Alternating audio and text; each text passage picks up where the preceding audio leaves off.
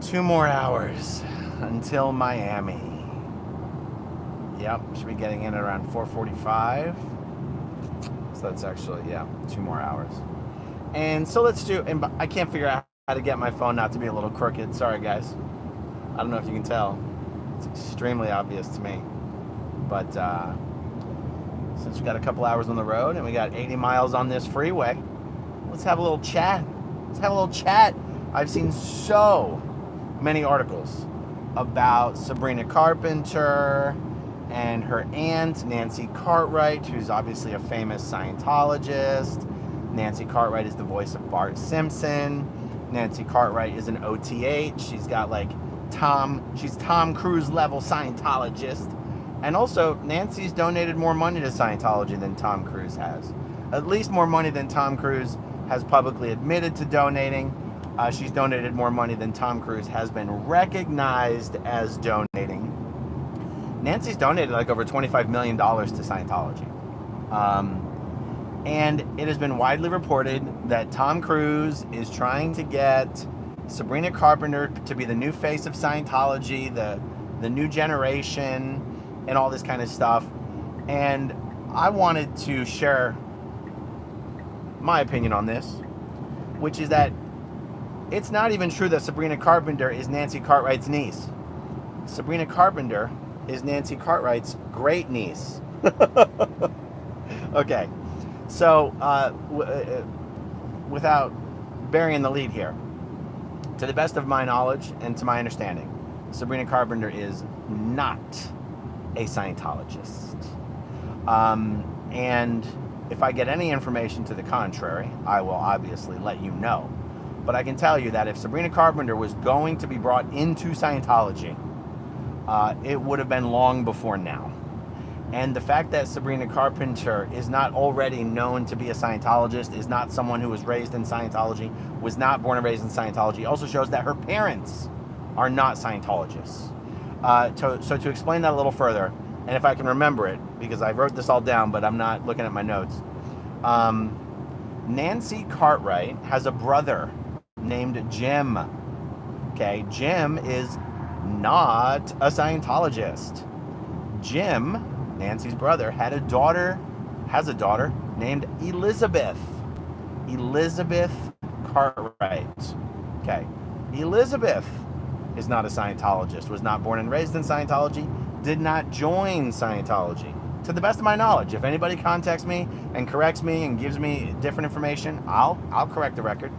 Okay. Elizabeth Cartwright married David Carpenter, not a Scientologist. Elizabeth Cartwright, married name is Elizabeth Carpenter.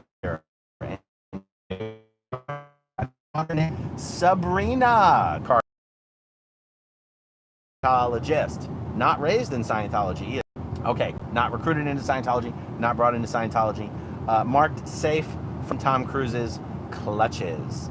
So that would make, if I have it correct, I saw someone say they think it's second cousin, but wouldn't that make her great niece? Is that how that works? Yeah, her great niece, right? It's, Sabrina is Nancy Cartwright's great niece.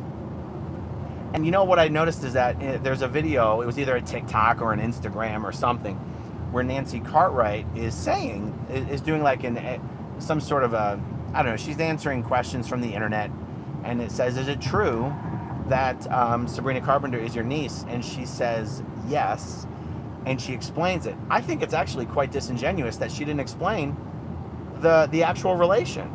I think she was trying to make it sound like the relation was closer than it is. Now, I cannot say that just because, maybe they're close. I don't know. Maybe they're close. But saying someone's your niece when they're really your great niece, I don't know. I find that to be a little dishonest. I also noticed that in the video where Nancy was explaining this, she was wearing on her right wrist, this is my left wrist, but I can't, right wrist, an OT8 bracelet. It's not every day that you see celebrities wearing an OT8 bracelet. Guys, there's 3 different types of bracelets in Scientology. The clear bracelet, the clear bracelet, the OT bracelet, and the OT8 bracelet. The clear bracelet is silver and has an S and double triangle on it. The OT bracelet is gold and has the S and double triangle on it. And the OT8 bracelet has, the OT8 symbol on it. It doesn't have the Scientology symbol on it anymore. Okay, so that is really all I have about Sabrina Carpenter. Other than that, I'll tell you, something makes you feel old. It's Carpenter is. I'm gonna guess that she's a Nickelodeon. I'm gonna guess she's like Selena Gomez, where she's also a singer.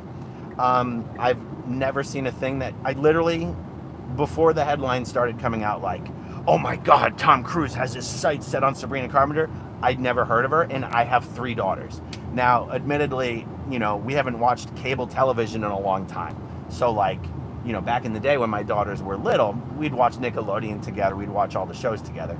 But, I don't know, once we got rid of cable, I guess we stopped watching those kind of shows. So if it's not on Netflix, if it's not on Amazon, if it's not on YouTube, I don't know about it. Okay, let's see. So that's like part 1 of this video, because there's part 2 of this video is a totally different subject and is a really fun conversation. And I'll tell you, okay, so the inspiration for the next part of this chat is something I've noticed in my life, which is that when let's just say I learn a new word. Let's say I hear a word for the first time, or that I've noticed it for the first time. I've never heard this word before, and I find out what it means, and all of a sudden I hear this word everywhere. Okay, that's just something I've noticed. Okay, me and Jenna were having a chat today, and she Jenna was in town this last weekend, and we had espresso martinis, and she'd never had an espresso martini before. And she said, now that I had an espresso martini, I'm seeing them everywhere. And she goes, maybe they're just really popular now. I go, no.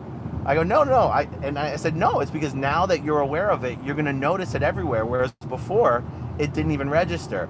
And then I told her, my little anecdote of when I hear a word and I understand a word for the first time, all of a sudden I hear it everywhere. And then I said to her, that's one of those things, whenever it happens, I go, oh, maybe there's at least one part of Scientology that's true. And you go, what the hell does that have to do with Scientology? And because one of the things that L. Ron Hubbard says is that when you go by a word that you don't fully understand, you go blank. You go mentally blank. You forget whatever the information is that was related to the word that you didn't understand, right?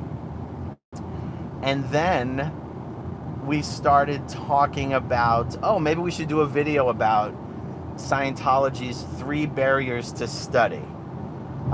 Because some people, there's somewhat of a consensus that perhaps some of the things you learn in Scientology, or that is in Scientology about the way to study properly, perhaps that's some of the things people are going to, is there ever anything good about Scientology? How does anyone ever stay in Scientology? Maybe some of the study stuff is some of the parts about Scientology that people find valuable. And then that led to a part of the conversation of, like, why in the hell does L. Ron Hubbard or Scientology get to take credit for something as stupidly simple as, hey, look up the meaning of a word when you don't know what it is? Why does Scientology get credit for that? And then I was like, if you or I read a book or listen to a podcast or watch a documentary about something, and we pick some piece of information that we find valuable and helpful, and we incorporate that as a part of our life, just for ourselves. It's not like let's say I do that. It's not like that's now my it's not like that's not now mine. Like I don't get credit for that. Like okay, let's pick an example. You should have a healthy diet and exercise. Have a healthy diet and exercise for good body health. It's like, if that's something I choose to adopt and I find valuable, and maybe I even encourage my friends to do that as well, I don't get to take credit for that knowledge. It's right. And L. Ron Hubbard did not invent looking up the definitions of words. He did not invent you should be able to, you should study something with the intention of knowing how to apply it, not just with the intention of passing a test about it. And L. Ron Hubbard quite literally did not come up with the 3 barriers to study. That is one of these things that was introduced by an early Scientologist, and L. Ron Hubbard adopted it. And then it's interesting, right? Because I'm someone who will say that getting into the habit of studying something and trying as best as I can to make sure I actually understand, if there's a word that's being used and I have no idea what it means, that I should know what it means. Like, that is something I find valuable. I think it makes common sense. I think if you're trying to understand what you're reading, you obviously have to understand what the word means, right? And it's funny because I think as former Scientologists, we think of these the study technology as part of Scientology, just because L. Ron Hubbard chose to seize upon that and say that it's something Scientologists should do. And I think we give Scientology credit for, oh, well, that's part of Scientology that's correct or workable or helpful or whatever. And it goes, why does Scientology get the credit?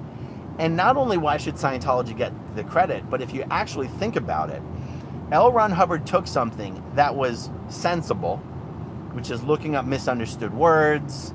If you're studying about something that's like physical, you should maybe have that thing, you should be able to reference that thing so you know what the words, like he called it lack of mass. Like if you're studying about a car engine, you should at least have a picture of a car engine or a model of a car engine, or maybe even have a car engine that you can go and look at. He took something that was sort of that was common sense and helpful, and he actually made it somewhat oppressive and onerous. And this is something that will resonate with former Scientologists. So even though looking up the meaning of a word that I don't know is something I will do in my own life just for its own benefit, just think about how this is actually applied in a Scientology course room. You are actually trained, you become conditioned that because that you have to study in a certain way. Otherwise, the supervisor will come over and interrupt your studies and force you to find a word that you don't understand, even if you don't think that you have one. So for example, if you are studying an L. Ron Hubbard book or a lecture, and while you're studying it, there's some noise that occurs somewhere else in the course room, okay? And you look up from your book, you get distracted, and you look up from your book and you look around. If the supervisor sees you, and if he's doing his job the way he's been trained to do his job, he's gonna come over to you, he's gonna see that you've been distracted from your materials, and he's gonna say, what word or symbol there didn't you fully understand? And you cannot say to him, oh no, I'm totally fine on the book, I just heard a noise over there and I wondered what the problem was. You cannot say that to the supervisor and expect him to leave you alone. He will not leave you alone. He is not allowed to leave you alone. The supervisor knows it's not your job to worry about the sounds in the course room, it's your job to study. And the materials you were studying clearly were not holding your attention. And one of the manifestations of a misunderstood word, L. Ron Hubbard says, is being not there. Well, in this context, being not there means not paying 100% attention to your materials at all times. And you as a student, as a well-trained Scientology student, you eventually you learn how to play this game. And you learn that in order to get through this course, you have to play the game the way the rules of the game are laid out. And if that supervisor comes over and asks you for to find your misunderstood word, you have to find your misunderstood word. It's the only way to get rid of the supervisor. Okay, if you yawn while listening to an L. Ron Hubbard lecture or reading something L. Ron Hubbard wrote, the supervisor will come over and make you find a misunderstood word. If you are scratching some part of your body, he's going to call that nervous anxiety. He's going to come over and make you find a misunderstood word. If you're tapping your leg, that's also called nervous anxiety. You're going to have to find a misunderstood word.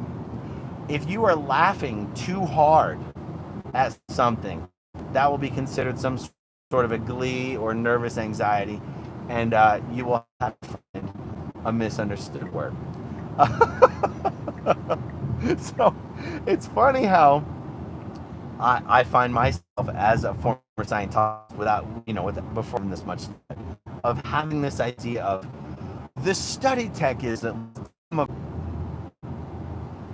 it looks like I'm hitting a bit of like, we eat well and we exercise and we try to get sleep, and then in addition to that we do all sorts of crazy